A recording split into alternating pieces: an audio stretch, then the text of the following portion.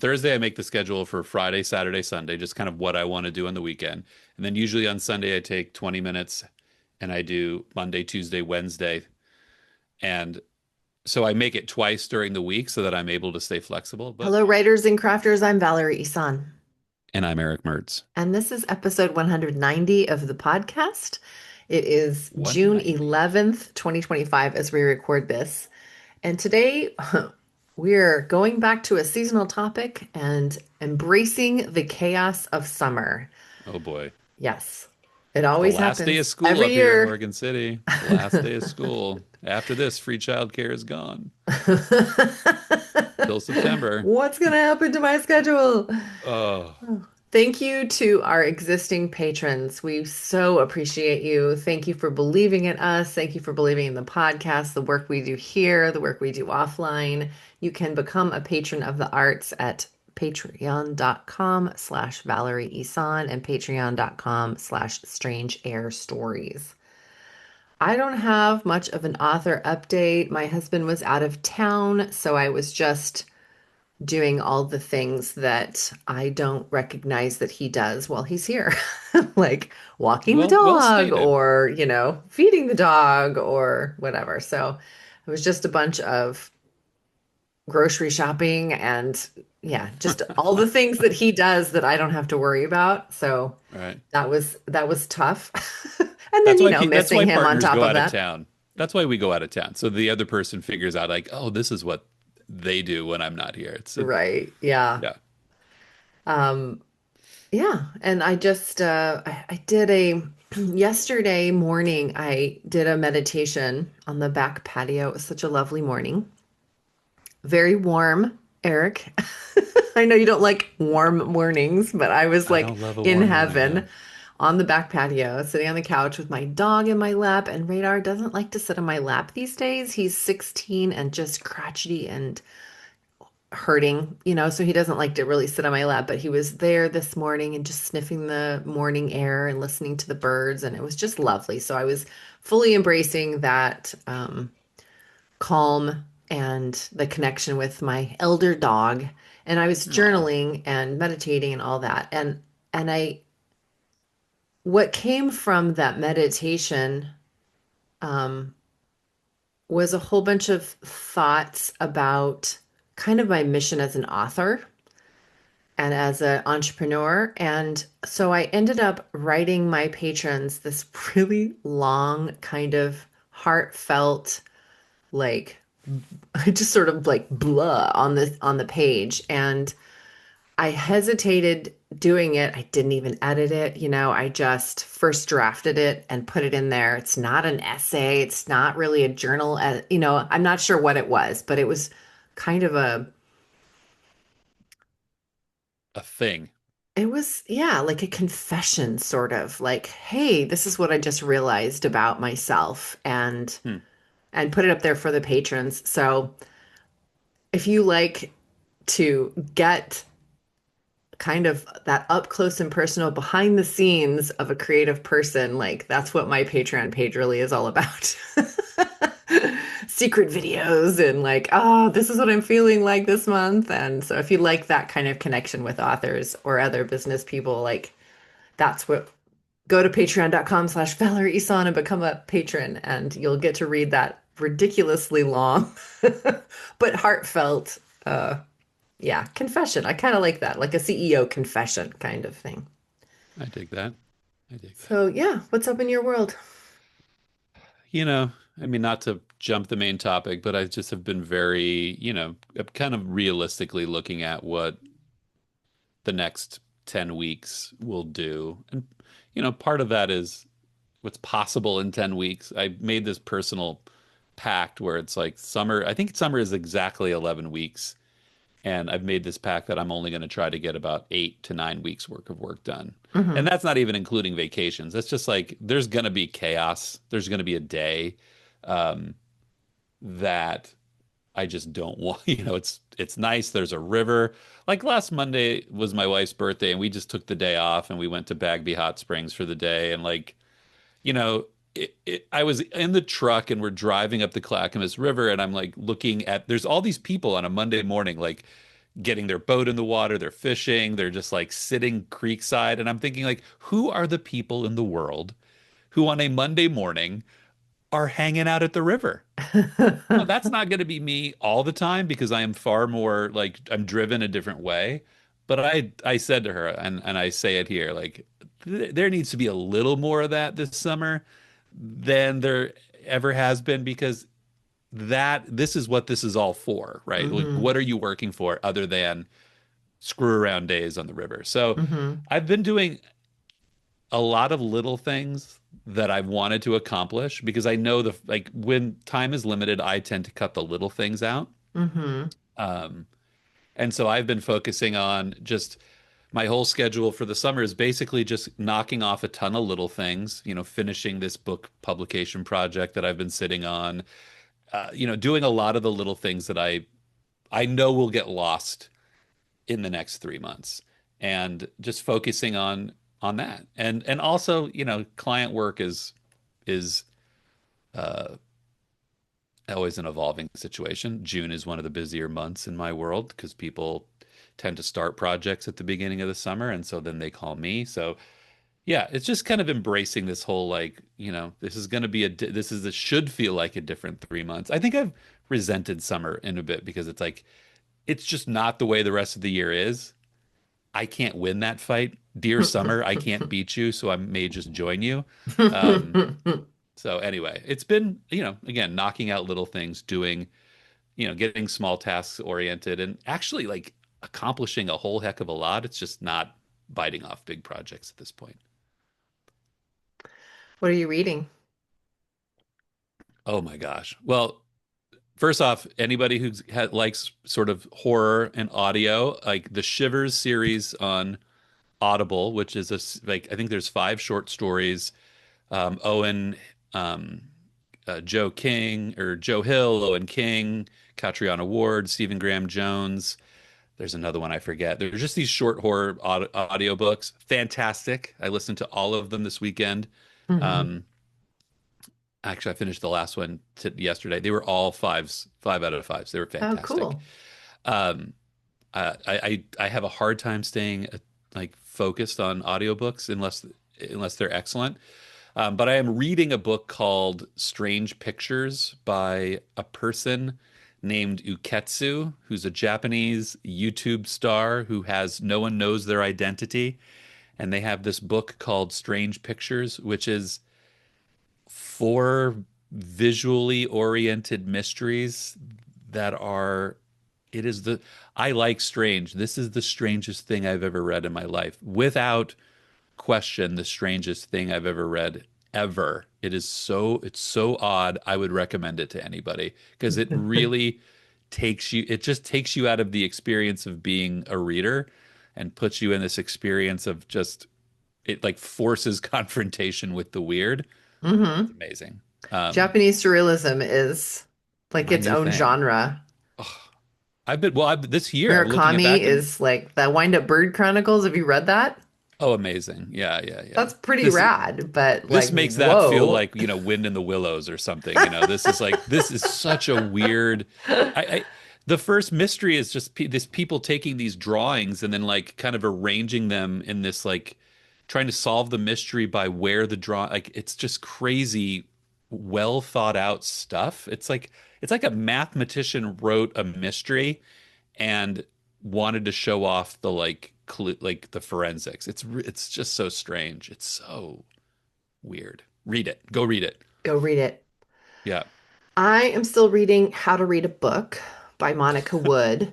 I There's know something it's a really strange ironic and, title, and but meta there. it's totally a novel. So it's told in 3 points of view. There is a woman that is incarcerated and gets um, let out of prison, and the I'm about a quarter of the way in, and I don't know for sure what happened to incarcerate the woman, but I know it had to do with a death of a woman. But I don't know like if it was, an accident, a car accident or something, or I'm not sure what she was put in prison for, but I know it had to do with the death of a woman. So the Mm. second POV is the husband of that woman that died. And the third POV is of the woman that runs the book club at the prison. So I've just hit the chapter. What just happened in the book is they are all in the same bookstore now. So they all recognize each other, and I don't know, like I haven't even got to the part where there is a response to that yet. Like, Mm. but they just like all recognized each other in the bookstore, and they're all kind of like so you're in that like holding your breath moment, and I had to stop reading. So I don't know what comes after that, There's but this moment in stories like that where like you know more than the characters do, right? Mhm. And you're but I love the moment when that all catches up.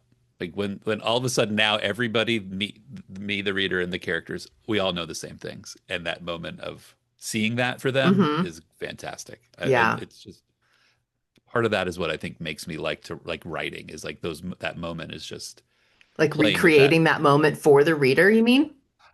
just like that this the magic of that very early. I remember that from like kid mysteries, you know, when you're like reading I don't know, what are those like Hardy Boys or Nancy Drew or whatever, and Hmm. there's that catch up moment. Every mystery does it, and it's like so how you pull that off and but just living in it. It just that's the thinnest veil for me as a reader Mm-hmm. between reader and character. Like I live that moment with characters more deeply than anything else. That's really cool. What? I've never identified that with words. That Really? feeling of like, oh, I feel this emotion because me, the reader, and the character are in the exact same like place of knowing. Interesting. You I, must not have I've that's a never screenwriting. recognized that. That's a very big screen like that's something we learned early in screenwriting is this like Mm-hmm. what you know who knows what you versus the reader versus the I mean you versus the character and that's why I loved screenwriting so much is there's this you're always playing with that juxtaposition that um yeah. And if you want to watch a great movie that really plays with that, your stomach for this movie might not be the same as mine, but American Psycho is it's a really difficult movie to watch, but the director of that movie directed the actors to play the part like they knew what was happening and then play the part like they didn't know what was happening and he would take the different takes and alternate them so that in every scene you'd have an actor That's so acting cool. like they knew what was like the especially Willem Dafoe who plays the detective he would cut up those scenes so that in one take he's like you get him knowing that He's Christian Bale confident. is Hmm. this guy and then in the next take he's unsure and so the whole movie plays like that Yeah, like and that and it creates so much tension. ooh it's just and I think about that like oh my gosh what a brilliant way to direct and edit a movie is to like oh it just gives me chills don't watch the movie if you don't have a stomach for vapid homicidal people but like Okay. as a direct exercise and direction it's great. Oh my gosh. All right. Well, let's get into the main topic You didn't on think that we'd say note. vapid homicidal people in this episode you didn't think that would come up. The chaos of summer is real. If that's what I come back as, like, then we've got a real problem. I'll answer questions as someone who is crazy and someone who is not, and you'll see which one I really am. At the end of the summer, I will be a way different person than I mean, when I talk about the chaos of summer, it really uh, it before really you is start, like, I just want to yeah. like preface this or like not preface it, but to say that in response to your comment about like, all right, I've got 11 weeks of summer. I'm good Yeah, if I can get 8 or 9 weeks of work in that. It right. reminds me of because we hold ourselves to such high standards as writers who are running the business of writing. And if we wake up one morning with a migraine or a sore throat or your kid is sick and now you have to stay home from, he's staying home from school or like if something throws a wrench in your plans, wherever you are at, like physically, now becomes your new best. So if you wake Right. up feeling only at like 60% capacity, then all you can expect from yourself is 60% of what you were planning to do. And that is such a good reminder to me that I can't expect myself to operate at 100% capacity if I am diminished for some reason, whether it's childcare issues or a headache or just having an emotional weird day, you know? And Right. so I guess I what you said kind of mirrored that reality, I think. You can't expect Yeah. 11 weeks of summer to happen, of work to happen in 11 weeks of summer because summer is chaotic and unpredictable and you don't have childcare. And it should, but it should be, right? Yeah. The stories that we tell ourselves about our past, like, and kids are different now. Like you said, we're kids of the 80s, like, earlier, like, these are kids of the 20s. They're very different, but also like it should be chaotic, it should feel a little ragged because that's just what it is. Um, And I I don't know. think that when I was a kid in the summers, like there wasn't I think the difference between some of the generations, I don't want to get all like back in my day, but Please back don't. in I live my in that day, world. I live in that world. I'm so there tiring. was time to be bored. I mean, Oh, summer was boring. If you don't have plans to go to camps, which my parents, we couldn't afford to send, they couldn't afford to send us to camp. We didn't travel anywhere during the summer because my parents both worked full time. Like they couldn't take time off to take us to Disneyland or whatever. So we just stayed home all day long by ourselves while our parents went to work. That's boring. So you got to be creative and come up with weird games or, I mean, there was some This is TV such a hard watching in there conversation to for have right sure. now. This is such a hard conversation. But kids don't know how to be bored There anymore. is My no kids do capacity for not know boredom. how to be bored. Now, my kids are in their 20s now, but I mean, even when they were like 6, 7, 4, 10, there was always a screen on. There was always, I'm bored. We would get our van had one of those like pull down screens for the VCR that was Yeah. in Oh, the yeah. The van. VCR, Yeah. So I'd always video have cassette this recorder for those of you born, in the Clinton era. and and we would get in the car, in the driveway. I haven't even turned on the car yet. And my son in his booster seat. I'm bored. Dude, like I'm not even gonna turn on. Can you turn on the TV? No. We're not even out of the fucking drive. Oh, I just F-bombed There that. you We're not go. even out of the driveway There's a yet. parent talking right there. Cannot self-censor this frustration. It's hard. It's Oh hard. my It's hard. God. So, Boredom is an art, and there's a great lot of science and chatter out there about like that boredom and what you do with it at a very young age is formative for how you manage yourself later in life. Like if the people who know how to manage boredom are, yeah, they do much better in life than people who don't, in certain metrics, right? Because that's what we made stuff up all the time. It was like get on a bike, go find a piece of plywood and a rock and see if you can make a ramp, or go get a stick and see if you can, beat a path into the blackberry bushes, or pick the blackberries and go door to door and see if you can't make $5 to go to the store and get root beer. Like, and it was all, and when I reflect, when in the moment, what was really kind of magical now, it's like we never really got that far into those blackberry bushes, and the ramps we made were always janky, and the plan to make $10 selling blackberries ended up with $1.50, and that was because you ate them disappointing and all. probably, but like it was also disappointing in the moment. But now it's like that stuff was great to like live consequence free and not have to do anything would be such a relief to live like that now. But like, And you got to get even 8 weeks worth of work done in 11. So I also think allowing because our kids these days are so just like us, jam-packed with schedules like camps and and after school curricular activities and clubs and homework and summer reading lists that are now required and all of this stuff that it's just the unpacking and the decompression that is required. Like it's okay if they don't have anything to do. It's better for their psyche.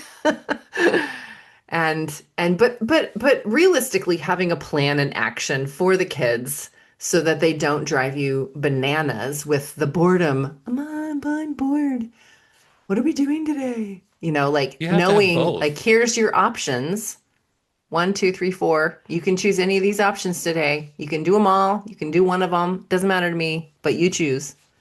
Maybe Right. that's a way to like not mitigate the boredom, but like corral it. Yeah.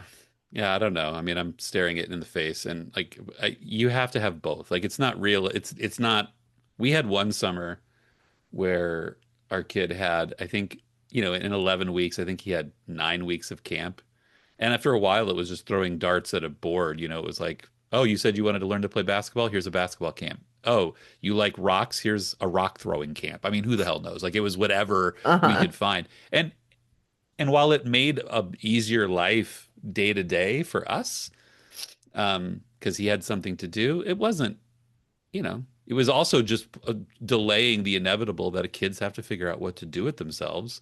And again, what you figure out to do with yourself is a large part of creating self. It's I don't know. My kid likes to draw. When he gets bored, I say, go draw something. I don't want to draw. Like, Draw, what? not wanting to draw then.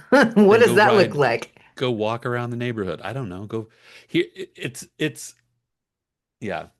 I don't know. I don't want to get like too into the like my immediate frustration.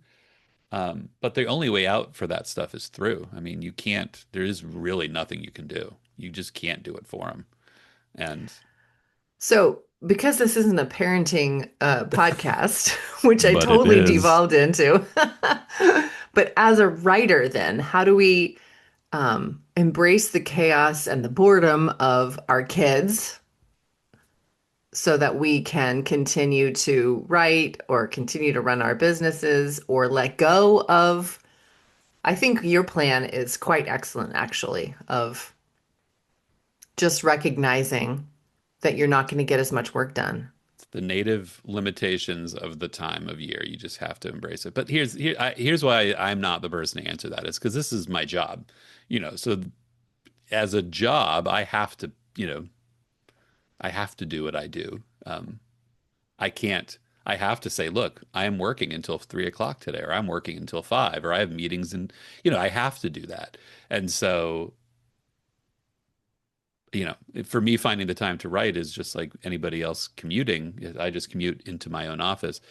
I think, yeah, I don't know if you're finding the margins. I think what it is it could be is like if you're a person who's finding a way to write in the place and time in your life when you can make that time.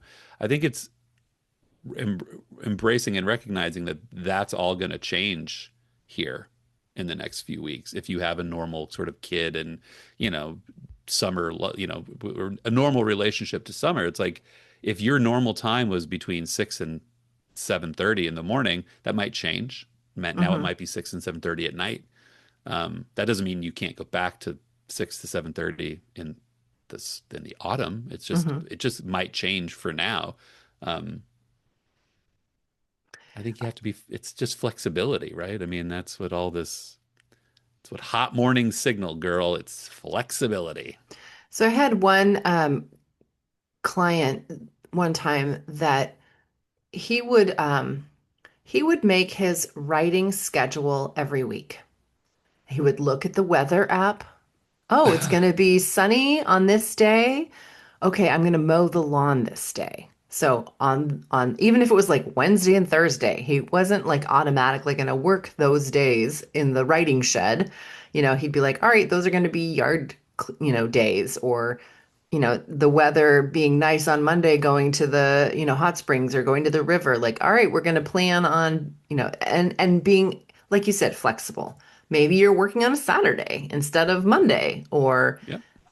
but having a plan will help you feel more in control of the chaos. And I think that's a good tip also. Yeah, I do that every week. I make my schedule every week. During the regular year, I make that schedule from I usually make it on I make it for Thursday. On Thursday, I make the schedule for Friday, Saturday, Sunday, just kind of what I want to do on the weekend. And then usually on Sunday, I take 20 minutes and I do Monday, Tuesday, Wednesday.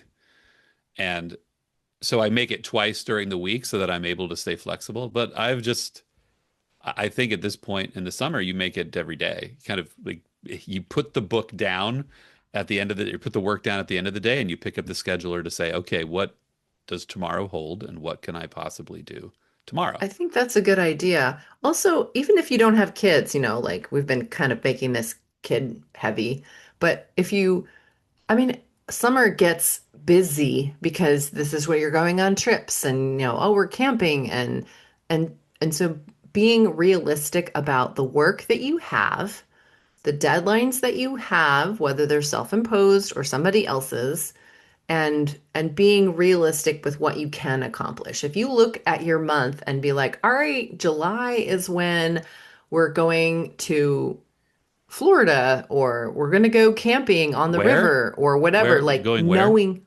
Florida, we're going to Florida. Okay. Florida. I don't know Florida, but I know Florida. So knowing like, all right, I actually only have 8 days this month where I can write or work on my writing business. And just knowing that as you go into the month is going to make you feel less crazy Yeah. when you come up, and you think in your brain, all right, I'm going to, finish this project this month. I've got a whole month to do it in 30 days. I can get this done in 30 days. Well, you're not actually writing 30 days. You're Right. only actually writing maybe 8 this month because of travel or because of weekends or because of wanting to do a flex day every week where you don't know what day of the week it's going to be weird, but you know that at least one day a week is going to be weird. So Right. just knowing Right. that as you go into the summer months is going to make things the transitions of that and the chaos of that feel less chaotic. Right. And, yes, this did become sort of a de facto parenting thing, but if you're a grandparent and you're listening, they're coming for you. You're not safe from this. I assure you, they will call. My mom is shuddering more so than I am at this point. She knows that I will call at some random Monday night and say, "What are you doing tomorrow?" And she's going to say, "I don't know." So, What are you thinking? what do you got in mind, Eric? So, yeah, All right. Well, there were a they're couple coming of for you. cool tips thrown in there. I hope that you are now, dear listener, thinking, all right, I got this. I can make this happen. Just got to reorient myself and have different expectations for myself and for my That's right. family. Yep. Yep. All And right. here's the thing, I'll leave it with this. Like if you set those expectations, you set them realistically, and you know what? I might get 8 weeks and one day's worth of work, and I'll feel great. Like Mm-hmm. I think there's like this. If you're just easier with yourself on expectations, then like what you get is you can actually appreciate it, and that's just that's worth the price of admission right there. And look, there's no sense of failure that needs to happen in here, too, because you can just decide right now that you're going to have summer hours. Just like a lot of Oh yeah, businesses right. in the Summer world, hours. different Wow. different industries have, summer hours like during Right. or not summer hours necessarily, but like they change their hours based on the season to Yep. accommodate Yep. stuff, like Christmas shoppers. So we stay open 1 hour Yep. extra a day for That is true. whatever. So you can have summer hours. Just decide what those hours are going to be and be flexible. All Good right. advice. More great content next week. We will see you all there. See you then. Bye for now.